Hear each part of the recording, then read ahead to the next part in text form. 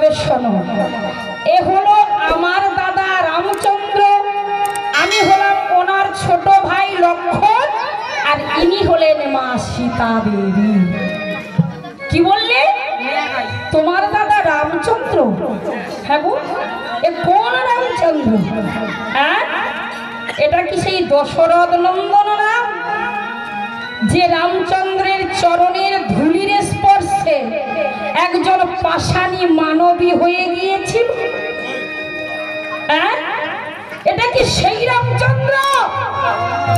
লক্ষণ বললেন হ্যাঁ, এই সেই রামচন্দ্র। তবে শোনো শোনো ঠাকুর, তবে তো আমি তোমার দাদাকে পার করতে পারবো না। বলে কেন? শোনো, যে চরণের ধুলির জন্য, যে চরণের ধুলির গুণে পাষাণের মানবী হয়েছে, না জানি সেই চরণ ধুলা যদি আমার নৌকায় পড়ে, আমার নৌকা খানা না মানবী হয়ে যায়। ভগবানই কি শুধু ভক্তকে পরীক্ষা করে? ভক্তও ভগবানকে পরীক্ষা করে। ওই রামচন্দ্র যদি হয় তবে আমি ওই রামচন্দ্রকে পার করতে পারবো না। কেন? চরণের ধুলা পড়লে তো আমার নৌকা খানি মানবী হয়ে যাবে, আর যদি আমার নৌকা খানা মানবী হয়ে যায়, তাহলে এই যে নৌকা পারাপার করে আমি জীবিকা নির্বাহন করি, তাহলে তো আমার সংসার ধর্ম সব কিছু শেষ হয়ে যাবে। বলে তাহলে কি আমরা ওপারে যেতে পারবো না? পারবে, একটা শর্তে। কি? যদি তোমার দাদার চরণের তলায় যত ধুলা আছে সব ধুলা ধুয়ে মুছে দিতে পারো, তবেই তোমার দাদাকে আমি নৌকায় তুলে পার করতে পারি। তবে কে ধূপ চরণ দুঃখটা কে ধোবে? কে ধৌত করবে? বলে ভয় নাই, আমি তো আছি। দেখুন মা, সেই পূর্ব কথা ভগবান যে বলেছিল যে আজ তুই আমার চরণ পাবি না, কিন্তু সেই দিন তুই আমার চরণ পেয়ে যাবি। যেই দিন তুই কান্ডারি হয়ে দাঁড়িয়ে থাকবি ভাগীরথী গঙ্গা নদী পার করবার জন্য, সেই দিন আমি তোর কাছে পারের জন্য যাব। সেই দিন তুই আমার চরণ পাবি, আর আমার চরণ ধুলা ধৌত করবি। নিতাই গৌর হরি বল, হরি বল, হরি বল। কেমন করে চরণ ধৌত করবে? গঙ্গা থেকে জল আনায়ন করলেন বাবা, প্রভু রামচন্দ্রকে কোলে বসালেন, কোলের উপরে বসিয়ে নয়নের জল আর গঙ্গা জলকে মিশ্রিত করলেন, করে ভগবানের চরণ ধৌত। স্বয়ং ভগবান আমার দাঁড়িয়ে আছে। আহা, পদকারী লীলার এক পাশে দাঁড়ায় বললেন, দেখো দেখো দেখো স্বয়ং ভগবান দাঁড়াইয়ে আছে, স্বয়ং ভগবান দাঁড়াইয়ে আছে, দেখো স্বয়ং ভগবান দাঁড়াইয়ে আছে, স্বয়ং ভগবান দাঁড়াইয়ে আছে। বলি গঙ্গার আলো করে স্বয়ং ভগবান দাঁড়াইয়ে আছে, গঙ্গার তীরে আলো করে স্বয়ং ভগবান দাঁড়াইয়ে আছে। প্রভু রেখো তোমার চরণ তলে, রেখো তোমার চরণ তলে, প্রভু রেখো।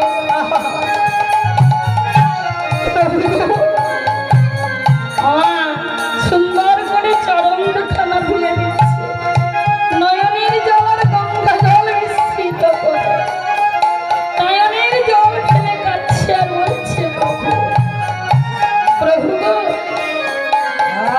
তুমি রেখো তোমার চরণ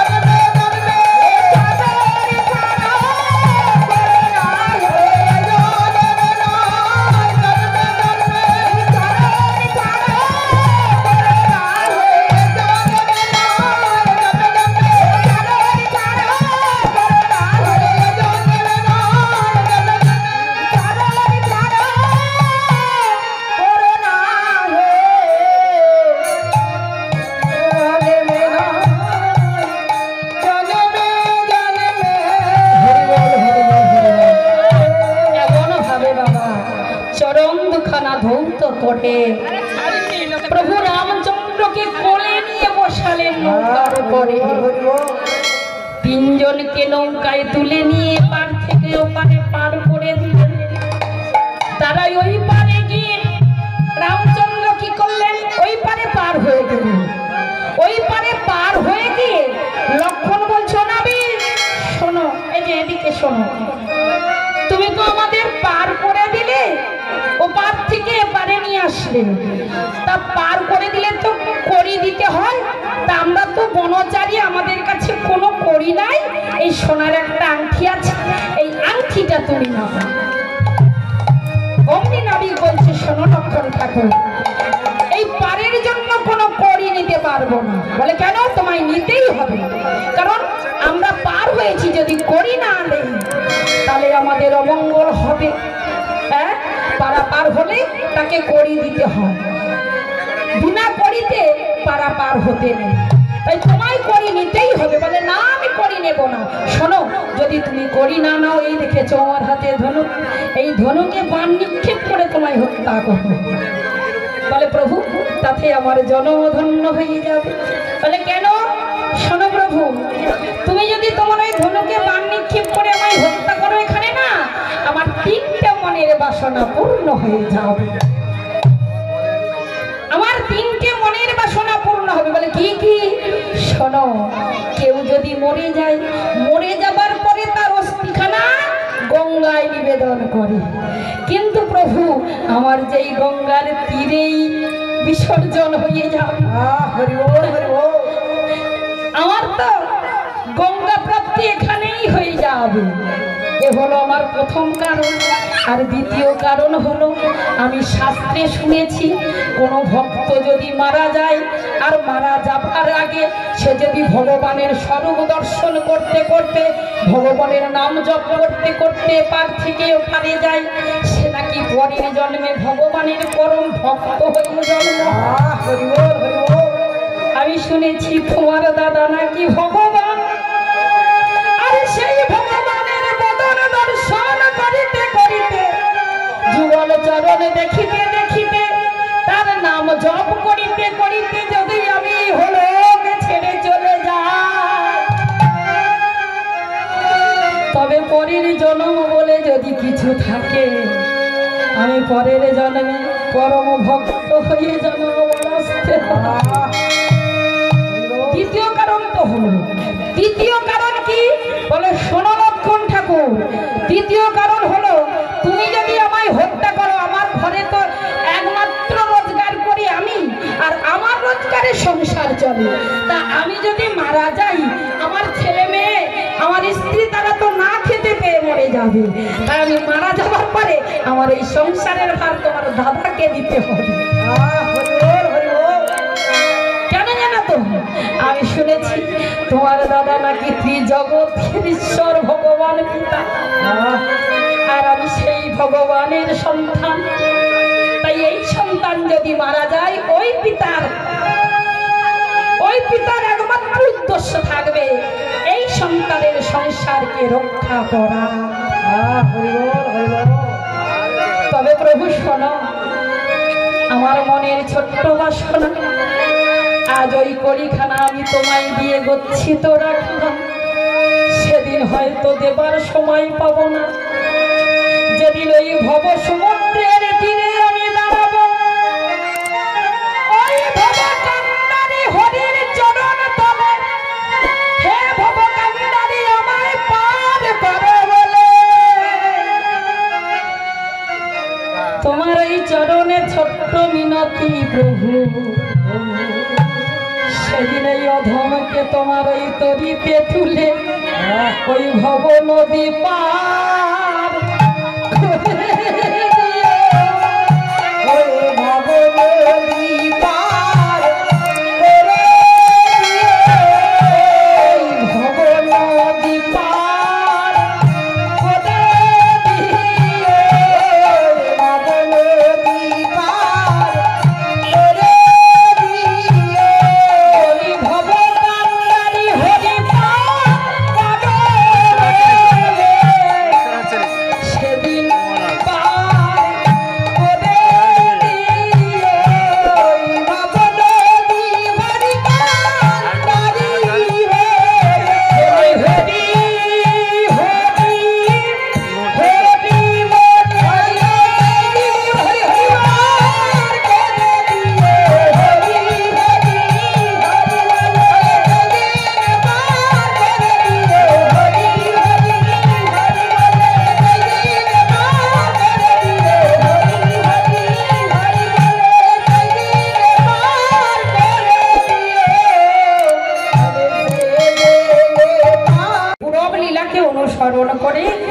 কাঁদিয়া কহেন কোন ধিক মোর বুদ্ধি অভিমানে হারাইলাম কানুগুণ নিধি আহা সেই রূপে উদ্ধারিল যত নদনারী আরে রাধা মোহন কহিয়া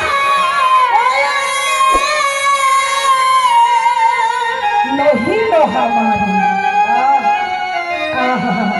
হরিবল দেখো মাইনা এতক্ষণ আমরা গুপ্ত বৃন্দাবনে লীলা সাধন করছিলাম মানে শ্রীধাম নবদ্বীপের মাঝে ছিলাম কিন্তু এখন আমরা সবাই মিলে বৃন্দাবনে যাব কি যাবো তো যাবো কারা কারা বৃন্দাবনে যাবেন হাত তুলুন যারা হাত তুলবেন তারা যেতে পারবেন যারা তুলবেন না যেতে পারবেন না ওই নাকি সবাই হাত তুলুন সবাই সবাই সবাই নিতাই গৌর হরিবল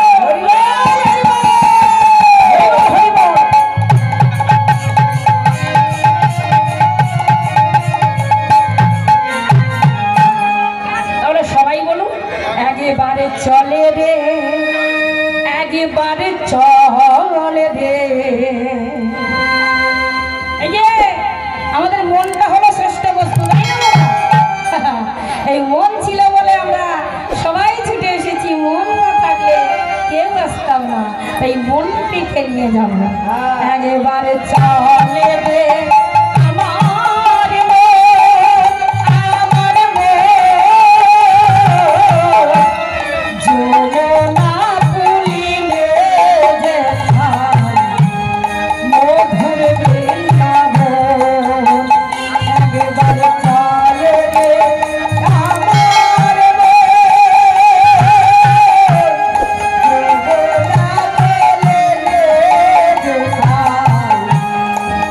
Good.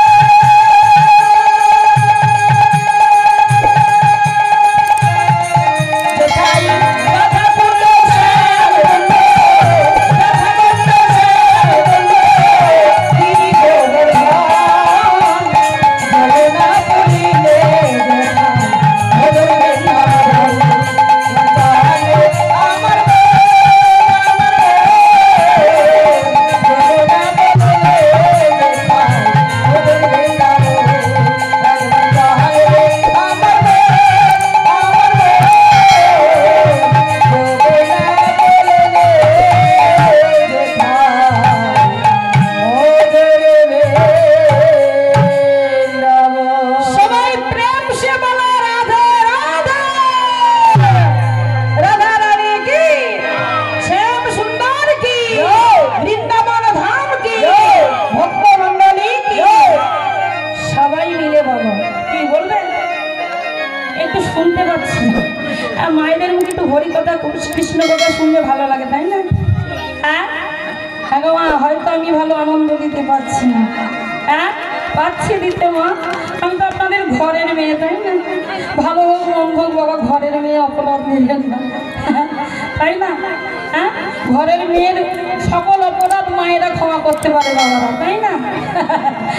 বাইরের মেয়ে হলো কিন্তু হতো না, ঘরের মেয়ে তো। তাহলে চলুন সবাই একটু আনন্দ করি। সবাই বলবেন কিন্তু, করতালি দেবেন জোরে জোরে, আমি যেন শুনতে পাই। রাখালে রাজা হরি বল। সবাই রাখালে রাজা বলে দে না কোথায় বৃন্দাবন, রাধা কুণ্ড শ্যাম কুণ্ড গিরি গোবর্ধন। রাখালে রাজা বলে দে না কোথায় বৃন্দাবন, রাধা কুণ্ড